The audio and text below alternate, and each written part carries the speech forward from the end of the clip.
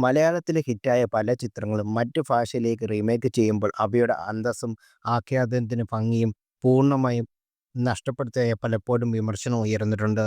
പല ഒറിജിനൽ സിനിമകളെയും വളരെ വികലമായ രീതിയിൽ അവതരിപ്പിക്കുന്നു എന്ന് മലയാളികൾ മാത്രമല്ല, ലോകമെമ്പാടുമുള്ള മലയാള സിനിമാ പ്രേമികളും അഭിപ്രായപ്പെടാറുണ്ട്. ഇപ്പോൾ മുൻ സംസ്ഥാന ജയിൽ ഡിജിപി ഋഷിക സിംഗ് അത്തരത്തിൽ ഒരു പരാമർശം നടത്തിയിരിക്കുകയാണ്. സത്യനന്ദിക്കാന്റെ സംവിധാനത്തിലെത്തിയ വെള്ളാനയുടെ നാട് എന്ന ചിത്രത്തിന്റെ ഹിന്ദി റീമേക്കായ കാട്ടാമീട്ടെ ചൂണ്ടിക്കാട്ടിയാണ് അദ്ദേഹത്തിന്റെ വിമർശനം ഉന്നയിച്ചത്. ഈ ടിവി ഭാരത് നൽകിയ അഭിമുഖത്തിലായിരുന്നു ഋഷിരാജ് സിംഗിന്റെ പ്രതികരണം. പല ഭാഷയിലേക്ക് റീമേക്ക് ചെയ്തിട്ടുള്ള മലയാള സിനിമകളൊക്കെ ഞാൻ കണ്ടിട്ടുണ്ട്. പക്ഷേ മലയാളത്തിലെ ആഖ്യാന രീതിയിൽ മറ്റൊരു ഭാഷയ്ക്ക് റീമേക്ക് ചെയ്യാൻ സാധിക്കില്ല. ഉദാഹരണത്തിന് വെള്ളാനയുടെ നാട് എന്ന ചിത്രത്തിന്റെ റീമേക്ക് കാട്ടാമീട്ട. പക്ഷേ ഒറിജിനൽ വേർഷനോട് നീതി പുലർത്താൻ ആ സിനിമയ്ക്ക് കഴിഞ്ഞില്ല.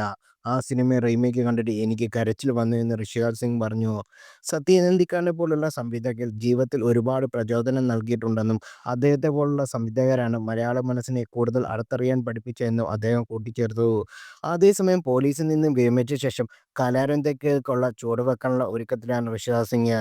നാലോരം തിരക്കഥ തന്റെ കയ്യിലുണ്ടെന്നും അവയെല്ലാം സംവിധാനം ചെയ്യാൻ ആഗ്രഹമുണ്ടെന്നും അദ്ദേഹം പറഞ്ഞു.